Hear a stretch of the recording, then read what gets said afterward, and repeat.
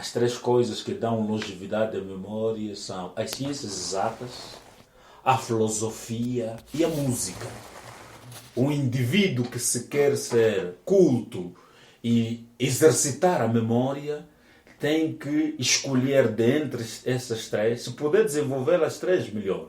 Mas se puder escolher uma, então, que o faça bem. E aqui estamos a ver a música.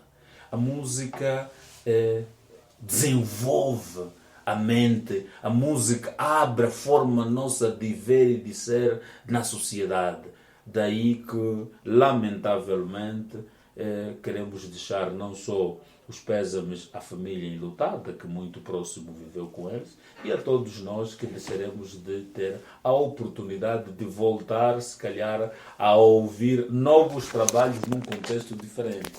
Então, lamentamos muito e queremos, de facto, dizer que foi bom partilhar com estes ícones da música angolana a sua história, a sua experiência, e nós fomos oportunos e agraciados com esses momentos. Denis Pessela, 30 segundos para fazer um comentário à volta desta questão que foi colocada anteriormente ao Dr. Azenildo. Sim, realmente é de lamentar, não é? A morte nunca é boa. E no outro giro há quem diz assim: está morto, agora podem elogiar.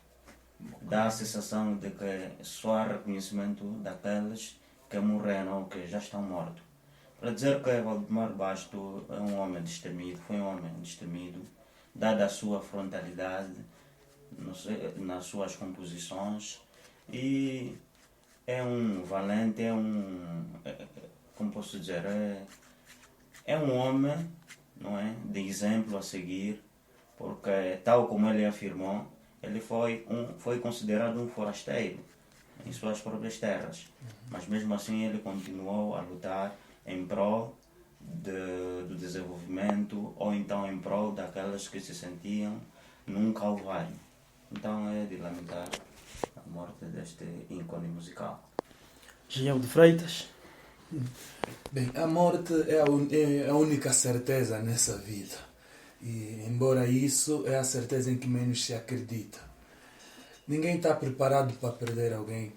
A cultura angolana fica, de certeza, mais pobre. O mundo perde dois ícones culturais muito fortes.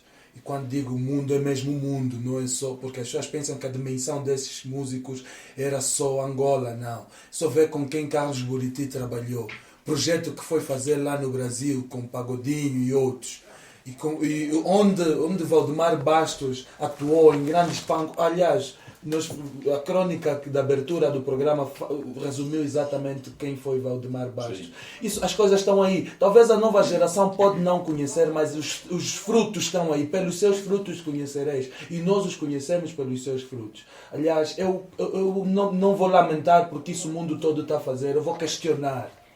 O que é que esses dois ícones da música representaram para nós? Que legado deixaram para nós? Quando digo nós, não digo no geral, particularmente, essa questão deve ser particularizada. Eu particularmente sei o que eles representaram, sei a marca que deixaram em mim, a semente que plantaram em mim, consigo perceber isso. Mas Valdemar Bastos em relação a Carlos Buriti, para mim, e agora para cada um dos ouvintes, qual é o legado que eles deixaram? Se ainda não tiveram questão de ouvir, não tiveram oportunidade de ouvir, ouçam pelo menos, hoje está disponível na net, baixa uma música do Valdemar Bastos, Velha Chica, por exemplo.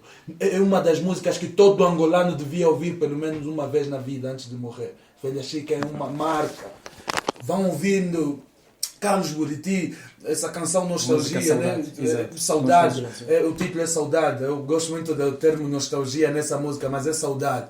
Vão ouvir isso. É uma música que deve-se ouvir uma vez na vida, pelo menos, e ver a semente que vai plantar no nosso íntimo. De resto, são homenagens que estão aí, as pessoas vão falando, a gente pode ler, mas é preciso essa pergunta a nós mesmos. Qual é a semente que esses ícones cultivaram em nós? Porque falar e não resultar em nada equivale a zero.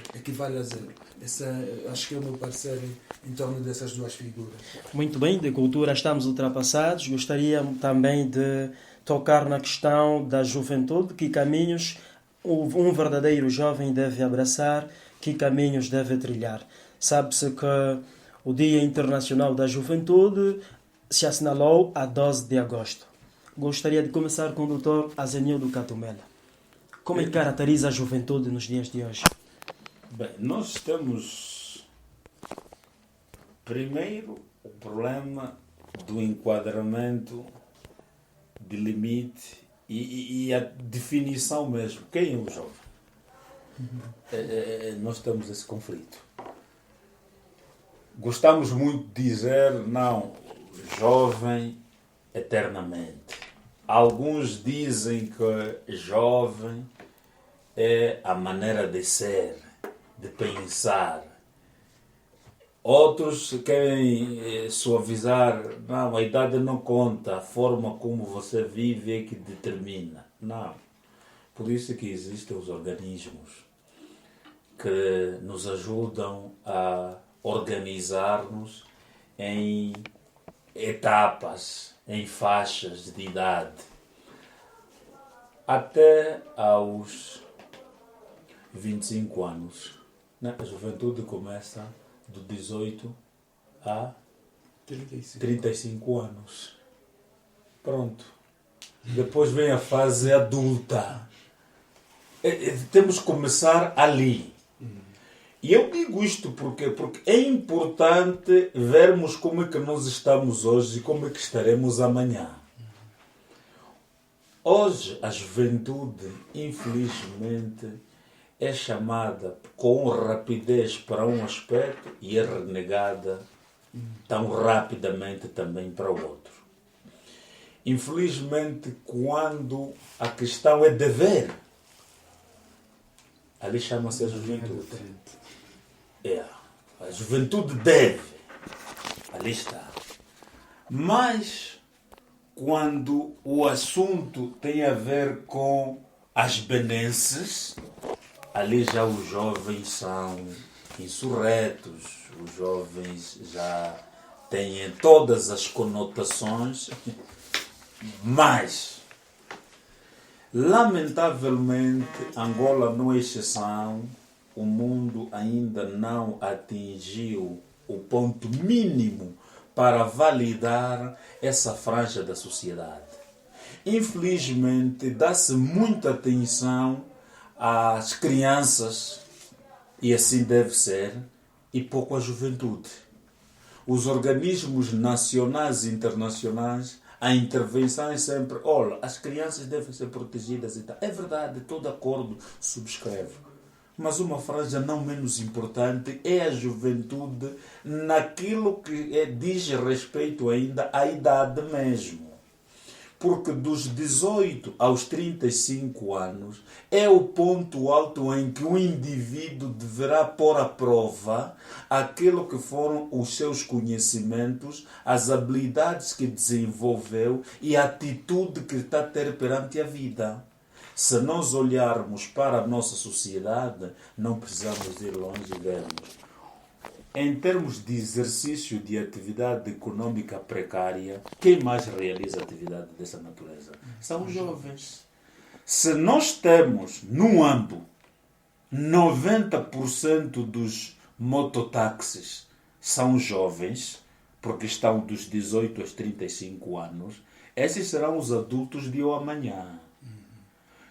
E estes adultos do amanhã vão reduzir a sua capacidade produtiva a que a força física diz respeito, e se eles não tiverem conhecimentos, habilidades, competências e atitudes, então será um custo por causa da questão social que o Estado vai ter que suportar amanhã. Por esta razão, eu acredito que nós jovens temos ainda sobre nós um fardo muito pesado. Infelizmente, há questões que em rádio e em televisão não se pode dizer, e diz-se muito nos cafés, e outros dizem assim que, olha, não, cada um vira-se como pode, mas essa regra está errada. Nós devemos ter políticas mais inclusivas. Acredito que o Estado angolano está a ajuizar políticas para congregar a juventude, dotá-los de conhecimentos, competências e atitudes para poder se suster, mas essas ainda são ínfimas, são irrisórias. É verdade que os recursos sempre foram escassos, mas precisamos prestar atenção a este. E nós próprios jovens também precisamos olhar com mais seriedade a nossa vida. Nós somos fruto das escolhas que fizemos. É verdade que muitas escolhas não são bem escolhas, são imposições. Infelizmente a vida está assim. Mas nós também temos uma palavra a dizer.